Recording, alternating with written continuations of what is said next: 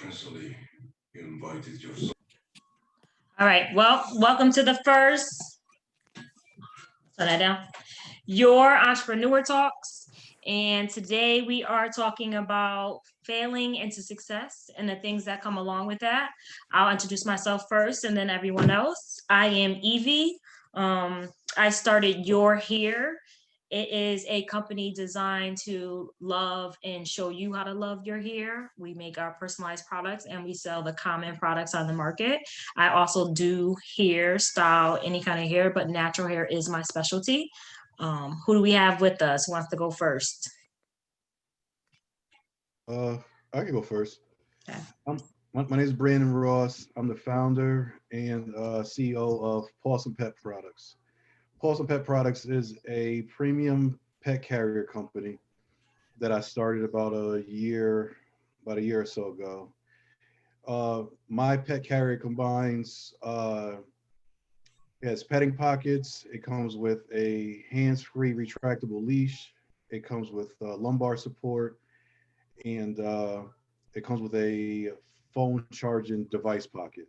So I'm an entrepreneur. I've been doing this for quite some time now, and had a lot of ups and downs, but I think we're more on the road of up at this point.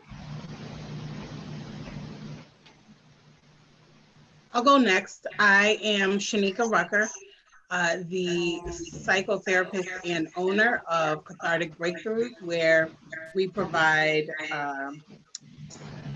trauma-informed and culturally competent psychotherapy, mental health counseling, as well as community programs. All right, I will go next. I am Anthony Hill. I am the owner and founder of the Arkham Group. We are a consulting firm. We're a financial consulting firm, so we do business and personal credit. We help people. We do consulting for businesses and personal credit, as well as helping people build businesses and create businesses. Right now, we've helped over 50 people across all kinds of platforms. We've gotten people funding for businesses, and I own 4 different businesses myself personally. So thank you guys for having me. Damon, you got sound yet? Yes. Can you hear me? All right, we can hear you. All right, tell us who you are.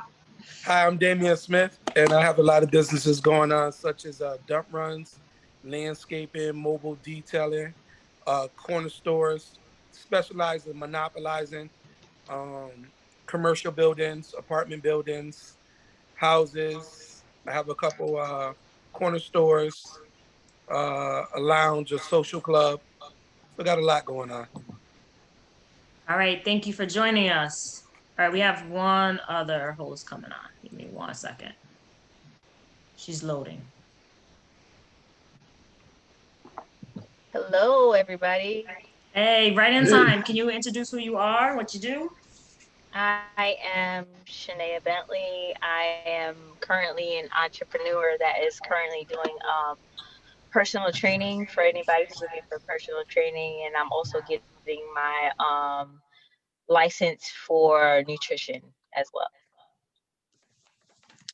All right, thank you guys for joining us. Our first topic is setbacks. I wanted to talk about, the little setbacks that we've had and how we overcame them so that we can help others who are trying to get into business that might be waiting for everything to be clear and pretty before they jump in. Anybody Okay. Yeah, I mean, it's setbacks, especially in the financial industry, any kind of financial consulting is different. For me, the setbacks come in, there are so many people in the space and so many people who shouldn't be in the space, the way I say it. So what you find is everyone's in a rush to fix something that took them forever to mess up. And I'm sure Shanaea can speak to that in terms of weight loss. You get so many people who have done things to their credit, both personally and business wise, over a course of time. Then they get to me and they're like, I need to get this fixed tomorrow. And the problem with that becomes when you can't fix it tomorrow, then you experience the backlash. So the setback for me is training is probably more actual training and kind of changing the mindset of the people that I encounter, trying to get them to understand that it's a marathon and not a sprint. To fix your personal credit solid, to do a good job solidly is going to take you about 12 to 24 months. And by the time they get to me, they need that house next week. They need that car next week. So that's my biggest setback, changing mindsets. Mine would be dependent on others. I think learning from mistakes such as opening businesses that you don't understand yourself, because you got to depend on others to come to work and get the job done. And if they don't show up, then you're just standing there saying sorry to the customers because you're not able to help them because you don't understand the business that you brought into. So understanding that everything you go in, you got to study and understand it to the fullest. And you should be all right. Yeah, I think I'm an inventor. I've always invented my whole life, even as a kid, always with the imagination and stuff like that. And very young, I had a bad stutter. So what the stuttering did, I noticed is that one, it made me very angry. But the other thing it did is it made me kind of internalize everything. So everything I did, I always thought. I was constantly thinking. I was forced to think because I couldn't talk very well. So after a while, I started being very comfortable inside of my own mind. And then once you can't really speak, you kind of start imaginations and things like that. But people also, when you grow up, they always think of you as a certain way. So if you were a certain kid growing up, you get in trouble and stuff like that, people never really take you serious. And anytime you have an idea, an invention, or a business opportunity, people always view you in that past state, like, oh, you know what, I remember you from the street, you're a street dude, you're not really business minded. And it's a constant setback because it makes you feel like you can't do something because you've always been told and thought of yourself as less. And so as you get older, you have to learn from a different standpoint to not care about what other people necessarily think about you and more or less start having confidence in yourself. And I've had tons of setbacks of all types. And so even speaking from my first invention, it was hard to figure out where to go, who to talk to, how do I raise money, how do I, get manufacturing, how do I do anything? And it's a very hard and arduous process, but failure is part of success. Like I don't know anybody that's successful that said, you know what, I thought about this thing and this idea or this business and it's just up and work. Like failure is good because it helps you learn from what you didn't do right. So you could do it better. And if you fail early, that means you make less bigger mistakes later on. So it's much easier to say, okay, you know what? All right, that's not a good idea. Maybe, you know what? Maybe think it a little bit further through. All right, I wasted money doing this. You know what? Maybe I should invest it here. And so failure is part of, in my eyes, is part of success, especially when it comes to inventing and doing things like that. Success is, failure is very, very important because you fail early, you strengthen up your foundation. It makes you stronger. It's like, all right, I failed at this, I failed at that. And I notice a lot of people are afraid to talk about their failures, and most people are afraid to even fail. People can have a great idea for a job or say somebody's a plumber and they're a great plumber. They've been being a plumber for 20 years, but they don't want to start their own business because they're afraid to fail of what others are going to say about them because they failed. And it's normal. It's okay to fail, and people just have to be more comfortable and okay with failure. You have to be self-aware and comfortable inside your own skin, being denied or not being where you need to be. Absolutely, I agree. I think my setbacks are a little different. I mean, similar to like people seeing you as one thing and you're another. So, you know, I think when I've been doing hair since I was a teenager, and the idea of doing hair, especially then, was like low on the totem pole. You know, like what you're gonna go to hair school, you know, that's how it was referred, that's how it was said with that tone. So I kind of strayed away from it. And not that I don't love my job as a teacher, because I absolutely do love educating. Education is definitely my passion as well. But I think that my goal as a young teenager was to do both. And somewhere along the line, I was told that here wasn't really a job, it wasn't really a career, you know. So I kind of stayed away from it. Now I've always done hair, right? On this every Sunday, I've always had somebody's head at my house doing hair, but never as a business, just as someone doing hair. It wasn't until, you know, a year or two ago where I was like, I don't understand why I went away from something I love so much. You know, I've always helped people learn about their own hair to help them, because it's not just about them coming in, sitting in my seat and getting paid. It's about them learning how to love their hair. Because growing up, you know, even people like Damien just called me the nappy girl, right? So I had to learn how to love my hair, because it's nappy. We can all agree that my hair is very big and very nappy. However, it's also very beautiful, but it took a while for me to get there, because you can't walk in a salon with my hair and get your hair done everywhere. It's not a thing. So I think that for me, it really was trying to figure out where I fit in and still be successful without other people's opinion on what I'm doing and what I love. Good point. I was gonna say, the biggest thing I think for me is just like trying to keep people motivated, and keep them in a place where it's not a quick fix. Because a lot of people think that, you know, for them, that if I'm losing weight, then it's gonna happen overnight, and it doesn't usually happen overnight. Usually with people who are trying to lose weight or trying to be fit or trying to be healthy, it's a progression for them. And trying to get them into that mentality that it just doesn't happen one day at a time or overnight, is the hardest thing for me to try to convey to them. Yeah, I would like my And abs then in a week. Can I get abs in a week? Because I would like a six pack, but only in a week. After that, I'm must be tapped out. nice. You got them jeans. Them jeans are working well for you. They do not happen for me. But just trying to convey that to them, and then, you know, fitness and trying to separate the two between fitness and health is very hard as well, because some people think that they can work out and then still eat what they want and then still have a great body. Sometimes that works. Obviously for Yvonne it works, but like for other people it does not work. In certain situations you have to eat healthy as well. It has to be a combination of the two, in order for their bodies to work well. Everybody is totally different. Their bodies are totally different. And it's on a case by case basis, where you have to convey to them, like, you know, we're going to try to see if this works. And if this doesn't, we're going to try this as well. But it's because we're in a technology phase where everything is fast paced and everything comes at a moment at a time. Everybody thinks that's the case. It's going to work when it comes to your health, when it comes to your fitness, but that's not the case all the time. We have to see what things work and what doesn't, and then what your body does relate to as far as the foods that you're eating as well.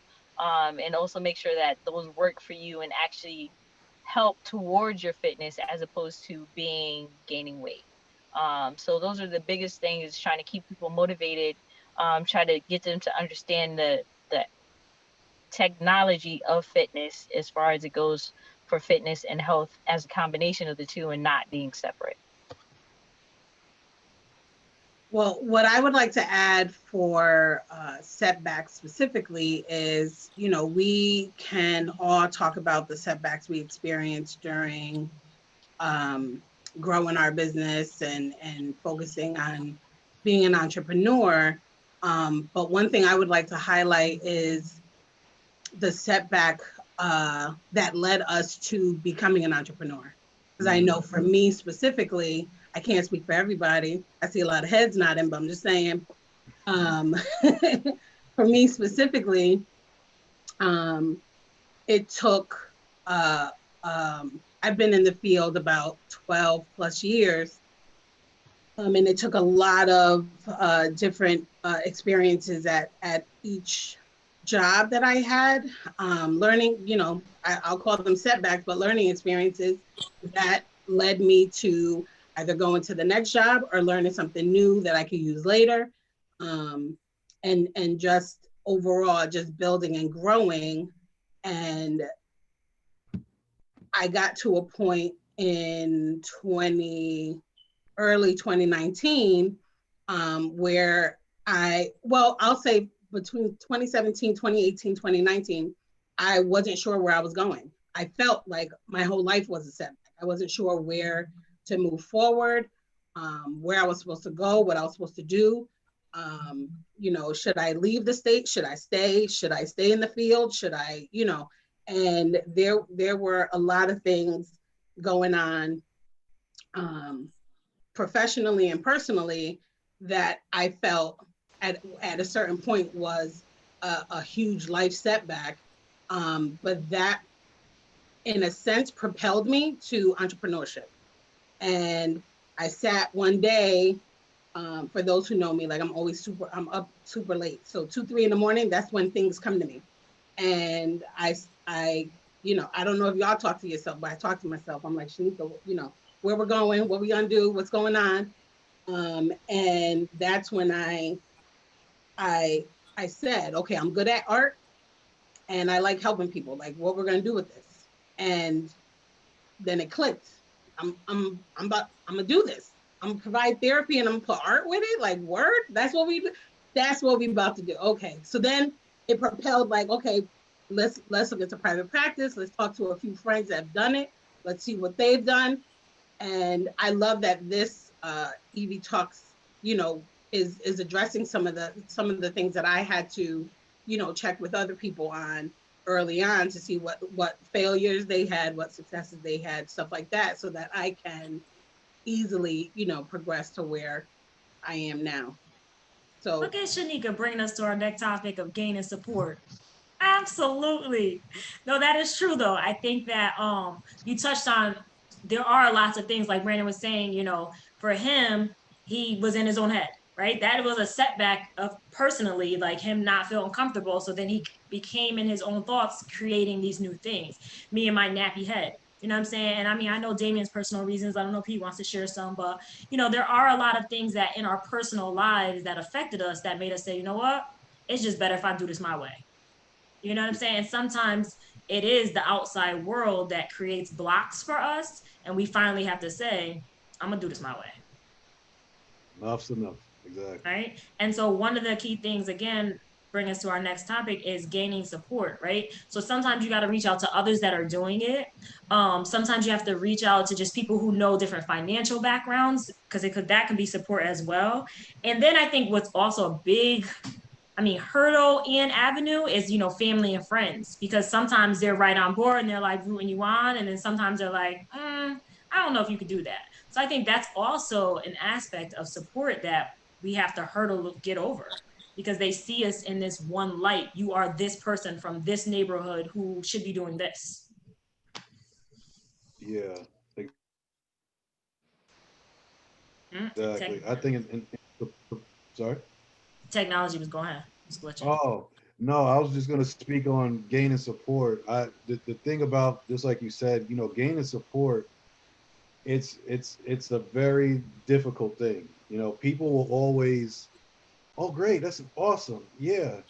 Hey, look, watch my paint dry. How awesome is this paint? It's always awesome. It's great. Oh my gosh, I got to comb my hair today. Like I've been on the other side where I get no support, zero. And so it's one of those things where it's like, okay. So at first you get a lot of steam, like, oh my God, I'm so excited about this thing. Look at this thing, right? And everybody's like, oh yeah, that's great. Yeah, all right, yeah, can we eat now? So then you start to be like, okay, you know what? I'm tired of telling you. I'm just gonna show you. And so I'm just gonna do this thing over here by myself and develop it and nurture it and figure it out, myself. Uh, uh, Gaining support, I learned from, because I used to stutter real bad, I started reading. So my thing about reading is that I started finding these books. I'm telling you, it was like, to me, the holy grail. I'm like, Think and Grow Rich, Rich Dad Poor Dad, the Art of Getting Rich. There's so many books that are more psychology than they are about what it necessarily is. So it starts to get your mindset much more stronger and sharper. So then people start to notice, oh wow, you're going to this event. Oh, you're going to there. How did you figure this out? Where is this place? I never seen this stuff going on. How did you figure this out? And then people start coming to you like, hey, look, I don't know if you noticed, but over here they're doing this thing next week. If you want to go, you should sign up. And then you start finding these little avenues. Like, I know about the Connecticut Small Business Development Center. Then there's a place called SCORE. Then there's a place called IAC, the Connecticut Inventors Association of Connecticut. There's so many little groups that you don't ever know about until you go to these little small groups that introduce you to something else. And then once I started going to these things, then people started to pay more attention. And then it kind of like a snowball effect. And I think when it comes to certain things like uh, garnering like attention and help, I think it starts more of a snowball effect once people see your action. Once people see you doing things live in action, or they could see it, or they could say, "Oh, okay, man. All right, I see how you moving now." Then people want to help you more. So things start to click over and over again, and then it starts a snowball effect, and you eventually get to that, you know, to that place where people now start to respect you, start to respect your art, start to respect your drive and motivation.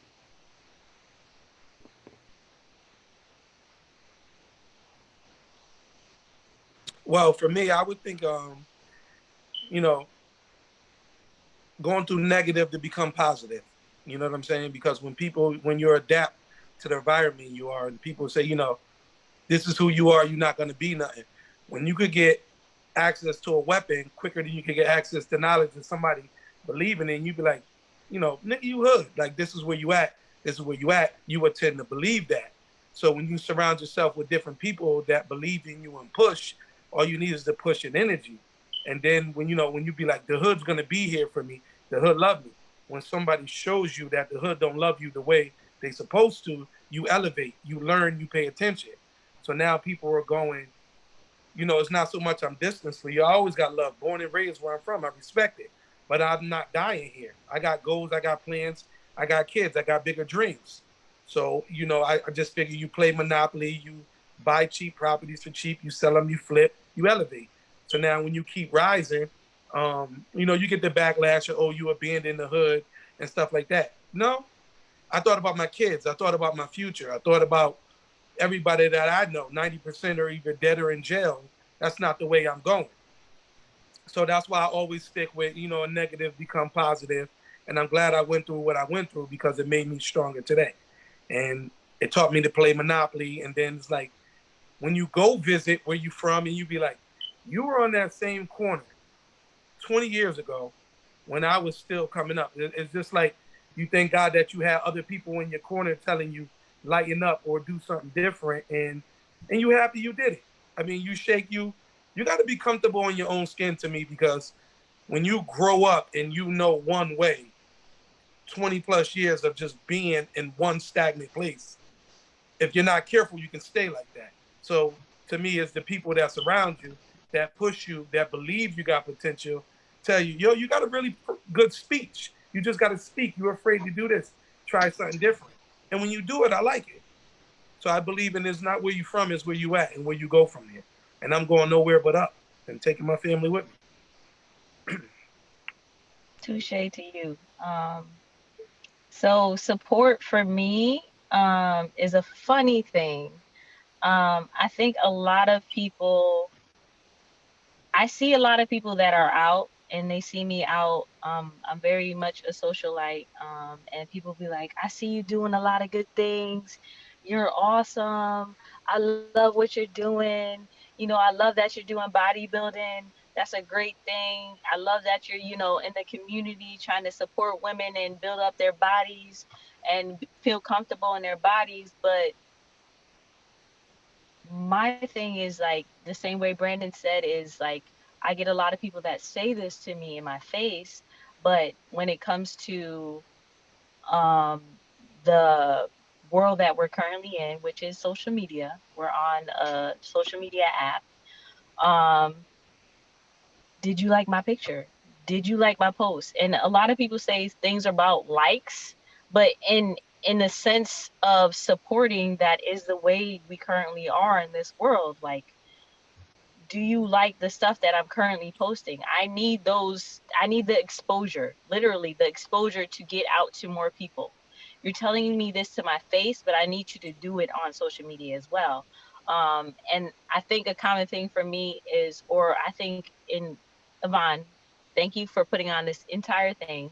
One thing I think all of us should do before any of this is over is, follow each other. Like the things that we currently like, or like the things that you guys are posting. I know nobody. I know two people on this conversation. Like, these are things that we need to do to support each other.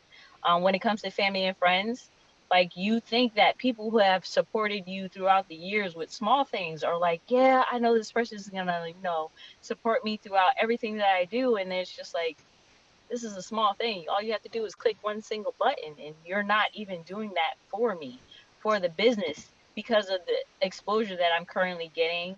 And because of COVID, a lot of the people that I have been with, in person, I've been working out in person, it shut down. So for me, myself, I had to go to Zoom in order to do Zoom workouts. So during the day, I was doing like midday meditations for people who wanted to meditate throughout the day, and then stretch throughout the day, because we're currently at home in quarantine. So people who are at home being lazy, they're not getting out exercising as much as they should. Are you liking those posts? No, you're not. But you're telling me in person, when you see me after quarantine, like, I really love that stuff that you did. I didn't see you on a single video. I didn't see you like a single post. Nothing. And during the night, I'm doing the same thing. I'm doing workouts to get people motivated, to get people up, to keep them healthy. We're in a state of mind currently right now where like health is the most important thing. There are people dying at a rate that we have never seen before, where there are people who are in our time, day and age, that have never seen this type of um epidemic that we've been in. So like, this is stuff that you should be motivated about. This is stuff that you should be trying to do, and you're given a platform for it. I am posting on a daily basis, and people are not liking the things that I do. It's a simple thing, just one click. This is just to get out to the masses. Like, support is a common thing that you think would come from the people that you know, and it just does not happen. Unfortunately, it comes from strangers. Like, people are saying, "Oh, I like the current post that you put up," like, or people that DM me. I'm trying to do the same thing that you're doing. Or I come from a finance background myself. I'm an accountant. I've been doing financial accounting for 15 years now. So I know the business side of business when it comes to any type of company. So I know what you have to do in order to start your business. I know how to keep your books. Um, I know all that stuff. But when it comes to the business world, the side of the business that you're currently doing, um, people just do not support it, unfortunately. And that has been my biggest struggle, of trying to get people to be motivated, to be energized, to want to be able to, think more of their health because of the current epidemic that we're in. So that's my case. For me, I think because I've been doing hair as a hobby for so long, when I started to do it as a business, it was very hard to get not only people to transition of support, right? But myself as well. I was not supporting myself as a business. And it really was So one of my friends, Tiana, she's probably been my longest friend, right? One day I was doing her hair, and then when she left, she sent me some money, right? And I was like, I always do her hair. So to me, I was like, what's that for? I thought we had exchanged something I forgot about. And she was like, because you did my hair. And I'm like, what? And she reminded me, like, this is a business now, Eve. You got to treat it as such. And that had to remind me how to get me in that mindset that even friends and family, even if it is at a discount rate, should be paying you for your services. Because be honest, I know I'm bomb, right? When I touch your hair, I'm bomb. I make my own products. You know, you're gonna get a unique, I'm gonna know your hair. I need to respect that as well. So I think gaining support from yourself as making sure you don't belittle yourself, because then you allow others. You know, I still definitely have some friends and family that will sit in my chair and then they want to negotiate, or they don't want to pay me at all. And that sucks, right? Because they know how good you are. That's why they're sitting in your chair, or, you know, whatever the case is, coming to you for your advice or your workouts or whatever it is. But you have to make sure that you remember you are a business, right? And that's the only way you're going to grow, because gaining support sometimes has to come from outside of that initial circle that you have, so that you can reach out. Because I mean, that's where I think I have, like, the last year, most of my support, yes, my net really close few, but it hasn't really been my family, so to speak, right? Most of them do help on a small scale, but it's definitely me networking and reaching out and talking to other people in the business, and me supporting others, right? So once you support others, they're likely to support you. So I think that's where it comes from too. When you want to gain support, you kind of have to give it. I think that's all. I think that's very interesting that you said that, because for me, that's what it was. I had to get out of my own way first. I had to learn to support myself first, and then I had to learn to trust that what I was saying was true. So it took me investing in myself at first to kind of make sure that I understood what I was saying. I understood how I was saying it, and I was making sure that people understood what I was saying. I think then the next part for me was the first time I got paid from someone I didn't know. And that's when I understood where my support was going to come from. My support was going to come outside that circle.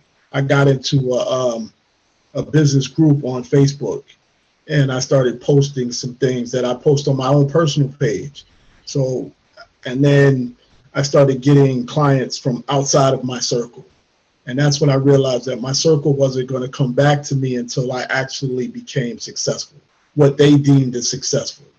Then that's when my support started to come around. So supporting myself first mentally was important. Second for me was supporting my business and making sure I invested in my business, making sure I put my resources back into my education, back into the things I needed for my businesses to be successful, and then being okay with people saying no. And I think support is different when you know, it's weird when you hear no for the first couple of times. You know, no, I'm not going to work with you, or no, you know, or they like was spoken on the panel before. Oh, I'm gonna hit you up. Yeah, I got you. Yeah, I'm gonna work with you. I'm definitely gonna work with you. And then you don't hear from them for 2 weeks later. You know what I mean? So, or for months later. So for me, the support was more mental than it actually was physical, because I knew what I was talking about. I knew, you know, I know credit, and I know probably tips and tricks that a lot of people don't know. And I've invested a lot into it. But it was for me trying to understand that everybody wasn't going to take this journey with me, and being okay with that. Because a lot of our people are scared of credit. A lot of our people are scared of credit. And, you know, so that again, for me, that was the mindset. Like, how do I adjust who I am first so that I'm not scared of it, and then help other people, you know? So, you know, now my support comes from, I have a small team of people who I count on a day-to-day basis. Evie's one of them. You know, I'll reach out and just throw some off-the-wall stuff at her. And I keep my support team really small right now, because they get me through the day-to-day challenges of the word no, when people are saying no. And, you know, no, I'm not going to do that. No, I can't do that. Oh, this is not happening fast enough. I'm going to go somewhere else. I'm going to take my business somewhere else. You know, the first time you hear that is like, what are you talking about? You going somewhere else? Like, I'm working on your stuff, and you know, it's really really difficult to deal with. But I'm learning to adjust to that, keeping my team really small, and just supporting myself, man. Just really really learning to support myself, because that's where it starts. We beat ourselves up in our own head first before anybody else can do it. Before anybody says that first no, or doesn't give you that first dollar. And Eve, you said something really important. I'm learning to value my knowledge. So, you know, I was giving people discounts based off the fact that I thought I didn't know as much as anyone else. You know, oh man, this person charging $500 to do the same thing I'm doing for $100. Why am I not charging $500? And it took my team to kind of get me on that track. Like, yo, your value is the same as ABC, so treat it as such. So that's what I'm learning. That's how I'm learning, you know, for support.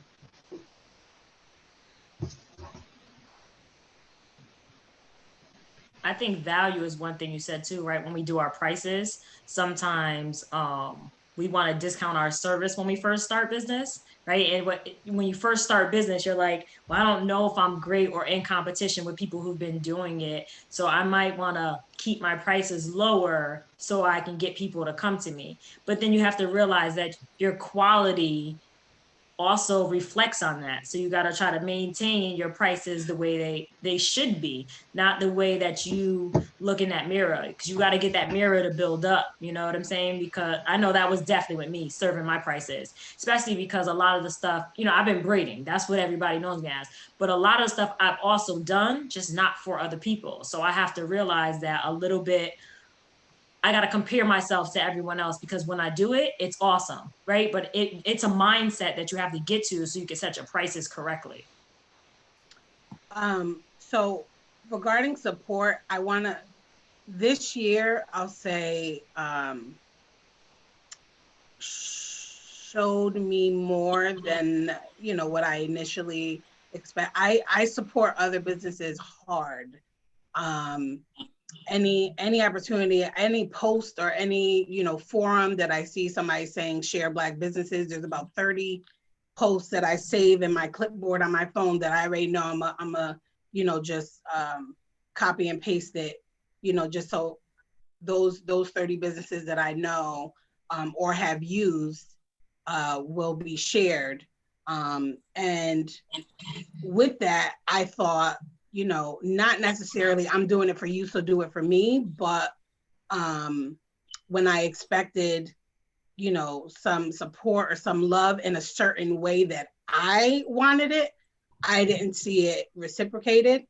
And it taught me a lesson, and I realized first and foremost that I can't take it personal, because just like I work with, you know, providing mental health counseling to people who are, you know, in any stage of their life, I tell them, you know, if I'm supporting them in realizing how to support themselves and not seek for that validation on the outside, how dare I, you know, have some kind of event that I'm seeking for validation from the outside. I knew that event was bomb, like he says about her product. My event was bomb, and I'm still planning on doing it twice a year. But that event specifically, similar to like what we all do with our business, we put our blood, sweat, and tears, passion, energy, all of it into our stuff. We believe in our stuff 100%, 150, 200%. And when it's not believed in or supported or loved in the same way, we're like, well, what the hell? But at the same time, we have to keep in mind, everybody has a life. Everybody's doing their own thing. It doesn't mean, you know, anyone doesn't love or support you any less, but maybe that day when you're doing that specific thing, they were busy. They had, you know, some other obligation, something serious. It could be an emergency. Who knows? But at the end of the day, I think Evie started this conversation about support, saying this too. At the end of the day, you have to support yourself first. And what comes after will, be natural, will, come organically. But with the specific event I'm referring to, I realized not only not take it personal, but also new things take time for, traction to build and for appeal to be out. You know what I mean? There's been plenty of things I've been involved with over the years that the first time it's done, it kind of falls flat. But then the second time it kind of picks up more traction. And then the third and the fourth and the fifth time, then all of a sudden, so I'm already seeing, once Corona's gone and all that, that the event that I'm more so passionate about will be, a citywide thing, maybe a countywide thing. But that's my goal, that I'm supporting myself to continue to, and those who come along with me, they know I'm here. It is what it is, but I know where I'm going, and I'm sticking to it, as opposed to like seeking for that validation or seeking for, other support and not getting it, and then giving up prematurely. And it's something that could have been big, but because, I'm looking for outside, it falls through, and I allow it to fall through, or we allow it to fall through, depending on whatever we're working on. But I have a question for the panel. We all get petty sometimes, though, don't we? Like, we all, you see people not supporting you that you think should be supporting you, and you're like, I'm not clicking on none of their stuff until they like my stuff, or I'm not going. Like, it's just a natural reaction for us as well. Like, I know I did it a couple of times. A couple of people who've hit me up and asked me questions in my DMs, and I've shot them some free advice and really gave them a free consultation, and then turned around and they didn't like anything I posted for like. And I'm like, okay, I see how this is going. Wait till the next time they reach out. I'm gonna ignore their DM. So I think that's like Munya when she said, like, it's share, like, those are small ways exactly. to support. So when they don't, That's it. Like, it takes nothing to hit that like button. It takes nothing to hit that share button. But sometimes you gotta know that a lot of times your success is literally holding up a mirror to everybody else. And a lot of people, it's one of those things where they see themselves and aren't very happy with their life and how it's going. So they kind of, not a sneak diss, but they kind of like feel like, you know what, wow, they're doing a lot in their life. It kind of turns them kind of negatively against you, because they feel like, what, I'm not really gonna like her stuff. You know what? Yeah, she's all right, but That how dare he or she make it? How dare you make it? How dare you create this business? How dare you become successful? Like, always, yeah. Well, I've said to people before also, I've said, how come you could go on my inbox and say something nice to me, but you couldn't tag me and make that post on Facebook? It's something positive. You could have said that to me in personal. Huh? You could have said that to me in personal. It's all right. Oh, stop it. But I've said, Dad, y'all in my inbox, and that's something that the other people could see. I do believe a lot of people is still stuck in their own mind. They're in their own way. So they feel like, damn, if I like this, then the other person I'm cool with would be like, damn, why you stalking them? Why you all on this joint? So sometimes they're afraid to like their stuff, not even almost about them. They're worried about what the next person to say. And the other part is like, damn, I had a part to be a part of that, or I could have been moving in the same lane. So a lot of it's a little bit to do with jealousy and just not able to go to the next step. So it's just like, how do you break that? I just use it, like, again, negative to become positive. I just use it in the best interest. So that fuels me. It'd be like, I just keep rising. Yeah, and then I think that's like a reassurance of knowing, like, I am doing it right. Right? You might not publicly say it, but I know by that comment, you still watching, you're still watching, and this in the background, you're like, yes, you're rooting for me. You just can't let others know. And sometimes it's about pushing you ahead. Sometimes you feel like it's as if they push you ahead, they're gonna fall behind, when we all can kind of grow together. I even said that, like, one day I went and I did a shout out to my favorite hairstylist, right? And somebody did write me like, why are you supporting them? And I'm like, but their clientele ain't my clientele. Like, we're not even the same, right? And I said, that's our mindset. Our mindset is we can't ever support anybody that's doing what we're doing. And we got to get out of that mindset because we really can all grow together. I really can't support the next hairstylist without hurting my pocket. We can grow together, even though we're doing similar things. My artistic ability is not hers. I think we got to get out of that mindset where if we push somebody, we gonna fall. We could rise I together. say it all the time. Like, the thing that irritates me more than anything is the fact that we get information and we're afraid to share it. It's almost like we holding it because we're scared that if we give out information, somebody's going to pass me. The number one thing I get in my DMs is, why do you post so much stuff on Facebook? Why you put all this stuff on your page? And I'm like, because there's someone out there who doesn't know this and they're afraid to ask. So if I put it up there first, maybe they'll DM me later, or maybe they'll ask someone else, or maybe they'll go seek the knowledge themselves. Maybe they'll argue with me about it. Maybe they'll come back and say, "Oh, Aunt, you're wrong," and we can have a dialogue about it. But we can't be afraid to share information with each other and support each other anymore. We can't. Like was said earlier, at the very least, we should all be Facebook friends. Like, we should all be supporting. Like, I should be going to my brother's corner store. I should be supporting my sister's events. Like, we should be, I know people in the pet business. Like, I mean, with pets, like, we should be supporting each other's businesses.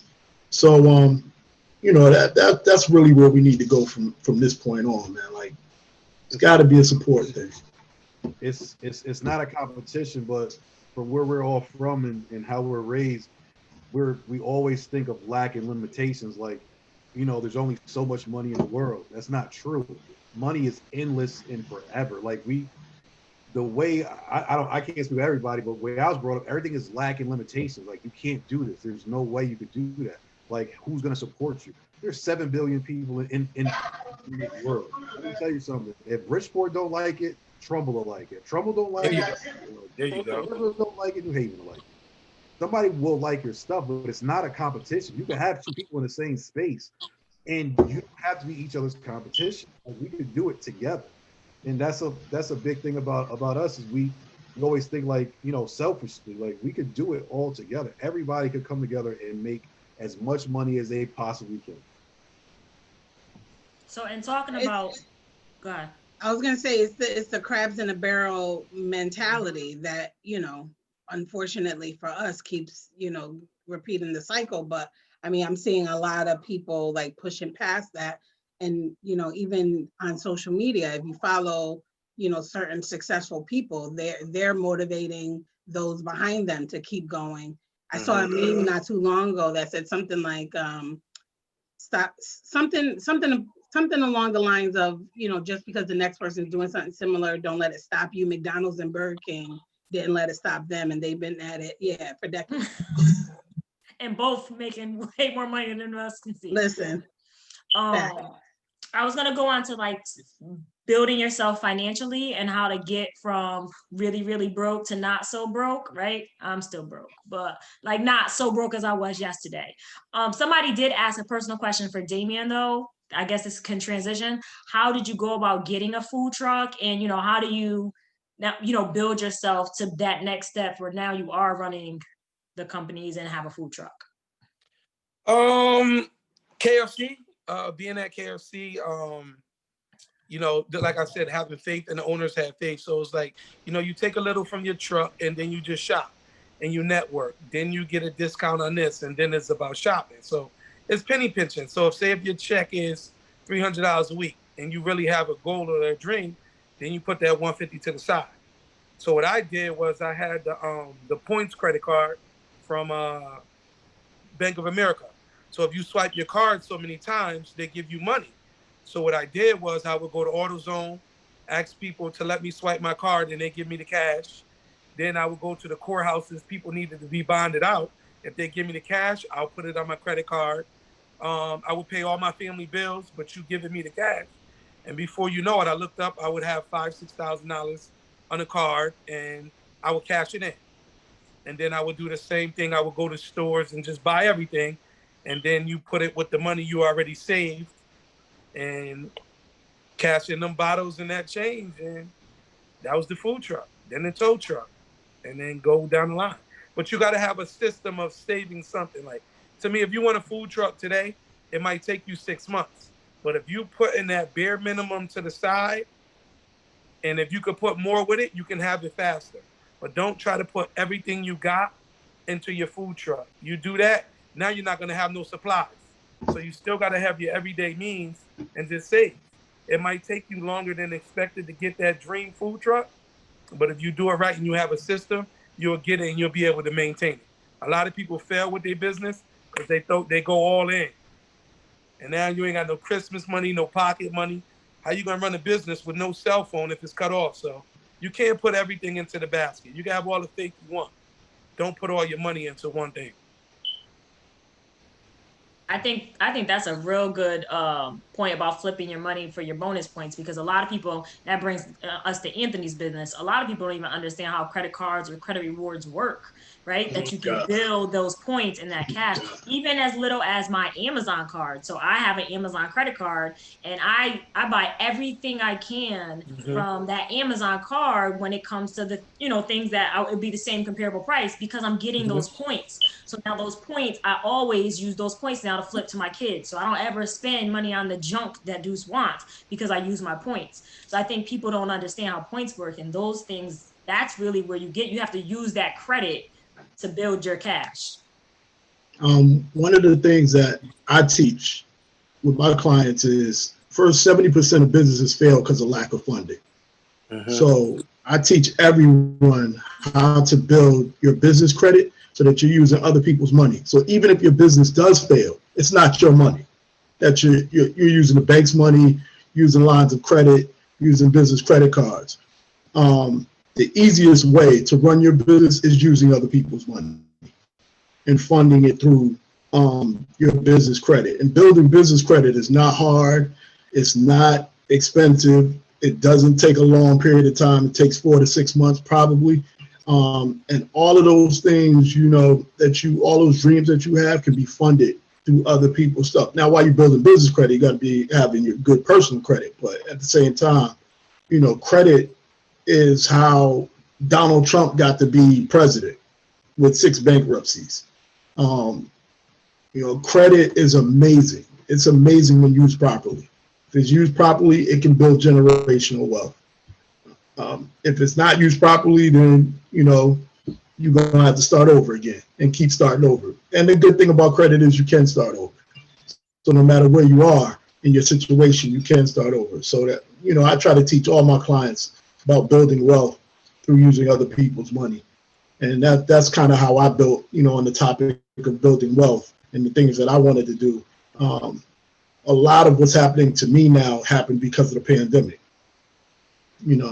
I had a really good job. I really wasn't paying attention to any of this stuff. Then the pandemic hit, job was gone, and now you're in survival mode. And you gotta kind of regroup and figure things out. And that brought me here, and I'll never go back now.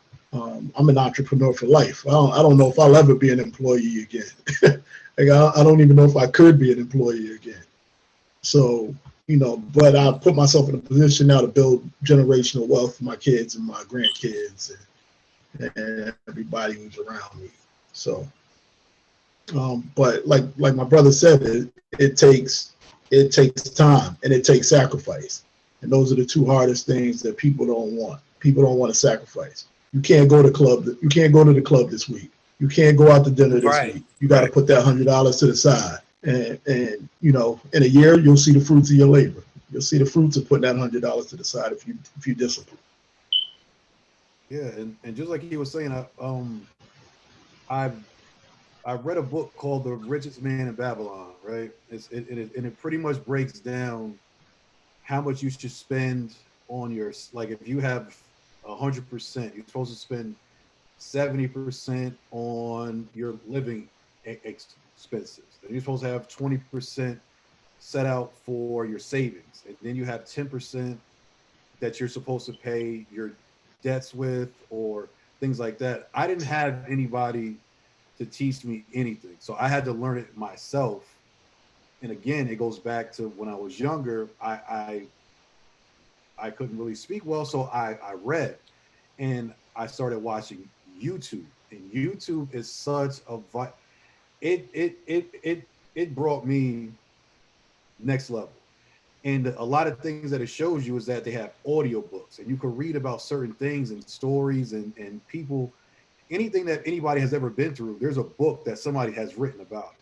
So there's something in a book that you can figure out and find that if you read it, it will actually, if you just sit down for a minute and be still and just read the book, or have a book and a audio book at the same time, you will learn so much. Like, I didn't have money to do anything starting out. I couldn't even, it took me forever to have the money to finally build my prototypes. But I figured once I started reading books and listening, they're like, you know what? Let me take $20 here. Let me take $100 here. Now it's not going to hurt me. And now I'm going to start, you know what? No more eating out. Like, we eat out too. Like, it's just a lot of little stuff that people do. If you save that $100 a week, it's a lot of money at the end of the year. I started building it a little by little, like, oh, now I can call China and have them build me, 2 prototypes. Then I would get them here to the States. Then I would bring it to somebody else who could do a little something and then build off of that. And then when you start with certain networks, like Connecticut is really good when it comes for help with verbal. Like, there's not a lot of programs that gives you money. There's one called CT Next, where if you're an inventor or if you have a good idea about a product or something, there's like $10,000 they give out every 4 months. And there's other places that do that, but it's very small programs. So a lot of the stuff you got to figure out on your own and kind of save up your own money. Just like Damien was saying, you got to stack your dough just little by little. Because if you believe in something today, it should still be good next year. So if you just put a little, and then once you get your first 1,000, it's like, wow, I got $1,000. But it's $1,000 like you work for. It's $1,000 like you earn this. Like, I'm not spending this on nothing unless it's my thing, because I worked hard to save this $1,000. And then, a couple weeks, a couple months, it's 2,000. I was like, oh man, this is really happening. And then it kind of builds a momentum up. And then you start saving your money. And then all of a sudden you start seeing, like, they say if you can't handle $10,000, you can't handle $100,000. So if you can't handle your amount when it's small, you can't handle it when it's large. So if you could, make minimum wage and work and save $1,000, now you create a mindset. And I've been learning a lot about your mindset is everything. No matter what, you can have all the money in the world. If your mindset isn't right, you're going to blow that money, and it's going to be gone. And then you're going to be right back all over again trying to get right. And so I just think when it comes to finances, it's a good idea to read and reach out to other people and learn. Credit is great. Again, being in the streets and stuff, you don't really, everything's cash money. Hey, then you realize, my cash, listen, it's not that strong. Inflation. I tell everybody. I tell everybody, man, when they say cash, I'm like, you better have a whole lot of cash if you think your cash is going to get you through life. You better have a whole lot of it. You better have lottery cash. Yeah, LeBron James cash. Because if you ain't got that kind of cash, you're going to need some credit. Yes, because inflation is real. And people think that putting the money in a savings account, and that's another thing that I learned like years ago. I was investing into the stock market. And people were like, you don't even know what you're doing. I do, because I read and I learn and I follow people and understand. I have people on my social media that I follow for my entertainment purposes, but then I follow people who are really doing this thing from the ground up or started it from the ground up. And I watch them and they post, like, just like he said, he posts stuff for people that are like, why are you doing it for free? But there's people that you might not even really know too much, but they follow you. They're like, oh, word.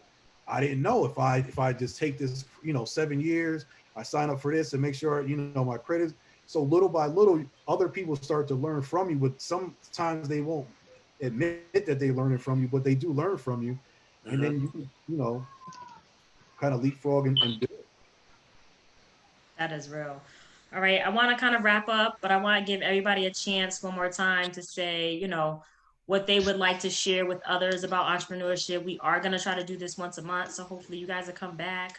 But want everybody have a quick moment to kind of wrap up and say what you would like to share, your message to others who are trying to do this. Have a plan. My only thing is have a plan. Like, so let me see. My plan is basically like elevating. So when I left Bridgeport, the idea was to get better and grow and grow. So now that I own multiple properties, by 45, I definitely want to retire. So instead of me trying to come out cash and buy that house for $400,000, I buy these little duplexes that be like 17,000, 40,000, and I make sure I pay the taxes and I hold on to them because the value of the properties are going up and going up. So now when it's time for me to really get that $400,000 house, all I'm doing is selling them little properties that I bought for 40,000, 50,000, 20,000. And then what I do too is I open every credit union that's possible. I open an account there. And what I'll do is I'll ask them for a loan. Like I go to the auction a lot. So I'll ask the credit union for a $5,000 loan. They'll give it to me, and then what I'll do is I'll go to the auction with the 5,000. I might make that money back in a week, maybe a month, maybe two, but I'm giving them a percentage. Like I'm giving them $200 maybe a week. So I'll be paid them back in 3 months, but it'll be interest on it, and then I got a good report with them. So now I'll go back and I'll ask for 5,000 again just to stay light. I don't want too much. So then you test your waters and you go up in your numbers. But I just don't believe it. Never ask for what you know you can't pay back. So I'll use these credit unions because I believe they say yes to loans faster than banks. So I use all type of different credit unions, and then later down the line, when it's time to really, really close, which one of y'all gonna give me what I need if I don't reach my capital of my three, four, $500,000 house? So if I fall short, like I want to pay my house off cash, now I need to remodel my whole cash, but I don't want to touch my retirement money. I need 20 to 30,000 from y'all to refinance my house, and that payment to be $400 a month. Well, I don't have a mortgage. Why can't I afford this $400? I still got three or four business lingering. Child support is low. My kids, six, seven of them is 18 now, so I don't owe that. So it's a win-win if you have a plan down the line, which is 5 years from now, I'll be good to go. 6, 7 out of the 12. Gotta throw that in there.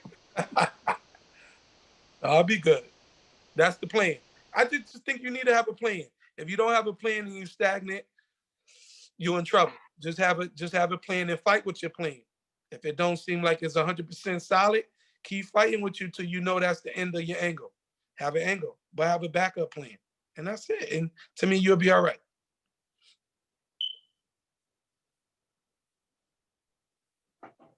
I, I guess. Oh my God. No, I was gonna say anybody else with final notes. I was gonna say just reading. I mean, being an inventor. I mean, it's reading. There is so much in books. There is so many answers to questions that you might have about yourself as a person, about whatever it is. There are books to help. There's self-help books. Listen, I come from a different place where nobody reads. I've read 30 books this year in like 30 years until this year. And I know so much more about life and about myself by reading. They have audiobooks now. You can go on YouTube for free and audiobook it. You can buy the book and listen to it at the same time because I got ADHD. So I listen to the book and I read the book at the same time. That way I don't miss nothing. And you can reread a book more than once. Like reading is so important my other thing is your mind. Our minds are so powerful. Society has taught us not to be strong thinkers, to be quick, just like she was saying about working out. People don't, it's for 1 week, then they think they're going to have six-pack abs. your mind is so powerful, and we all have one. As long as you don't have no serious learning disability, you can learn to do anything. There's a book called 10,000 Hours where it says anybody can learn anything in 10,000 hours. That's how long it takes the average person to master something, whether it's, whatever it is, it's 10,000 hours. So you have a mind. If you just think and concentrate and, meditate, pray, whatever you want to do, but you have to use your brain. Like, using your brain is so underrated. It's ridiculous. Like, you could come so far so fast if you just think, use your mind, and read. So it's so underrated. Thank you very much. Anybody else? I would just add for just entrepreneurship in general. If you're passionate about something, believe in yourself and be patient with, planning, preparing, and devoting your time to whatever that thing is, flourishing to what you want it to be, and never think a bar is too high to reach, because once you reach it, you'll see there's more past that. So stay focused, be patient, and never think a ceiling or a bar or whatever is too high to reach.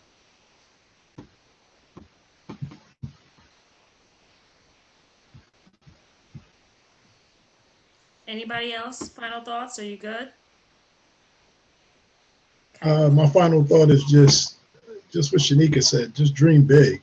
Like, don't like nothing's too. I mean, I'm in a crazy space right now, so I'm just picking anything I can out of the air and like, yo, let's try that. Dream big. Dream big. Nothing is crazy. Nothing is too small. Nothing can't be done. Dream big. Shanae is gonna get us all abs in like 2 weeks. I'm about to holler at her right now. I'm gonna eat the rest of this turkey and then friend request you so I can get my abs back by Christmas. But other than that, man, dream big. Entrepreneurship is fun if you dream big. It can be fun if you dream big.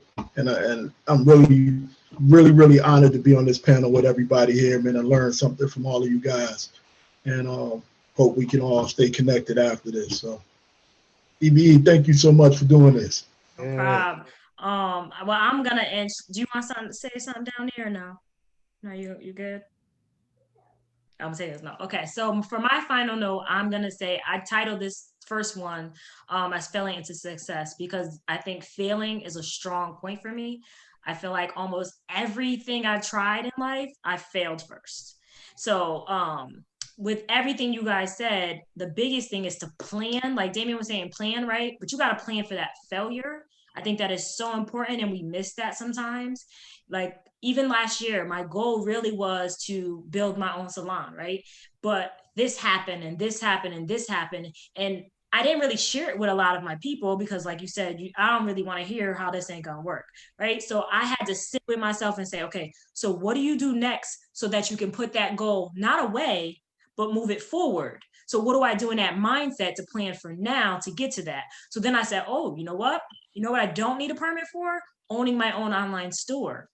Voila. So now I own my own online store. It's still connected. So now when that salon gets here, which it will be here, I have now built and created multiple streams to get me to my goal still. So I didn't change my goal. I just planned for that failure so that now, you know what? I've been here before. I've been failure before. So now I can move forward. And now I got a whole nother business I didn't really plan for, but I had to switch my plan to still create my goal. So I think that a strong point that we miss in entrepreneurship is we get really excited about our end goal and we forget those small little goals in between. So you got to plan for that. Plan for those small setbacks, plan for that plan not to work, right? So have a plan, all the things that can go wrong with that plan, and how your mindset is going to shift so that you can get to your goal differently, because it might take you a different mindset to get to your goal. I think that as long as you realize that that failure is only some way of showing you there's a different way to do it. There's a different avenue. There might be another business you need to create first, right? For those of us who do have multiple streams of income right now, which I know most of us on here do, there might be a reason why you needed to get that, right? There might be a reason why, you had to buy that house before you could get that big property. So sometimes you have to make sure that you are planning for those little goals, those little businesses, those little success, those little failures to get you to your end goal. So for me, that I just wanted to make sure we touch on, failure is so important because it gets us to our big goal. And don't change it, just shift it a little bit. Mhm. So that's all for me. I appreciate you guys coming on for me, us getting through this first talk, and I hope this is one of many to come. I love you all. You already know that. And I think that everything that you guys are doing is remarkable. You know, I know a lot of you from, before you started your company. So I know I've seen the growth, and that is magical to watch. So I hope that we can share each other, like each other, share each other's page. It's nothing. It takes no effort to hit the share button on social media. So let's support each other so that we can grow as a community. All Thank you, right. Evie. All right. Hi, Thank you so All guys. right. much. This was Yeah, awesome. Ending the call now. Probably don't know how. Bye. Yep. Bye. Bye. Leave the meeting. Peace, Dave.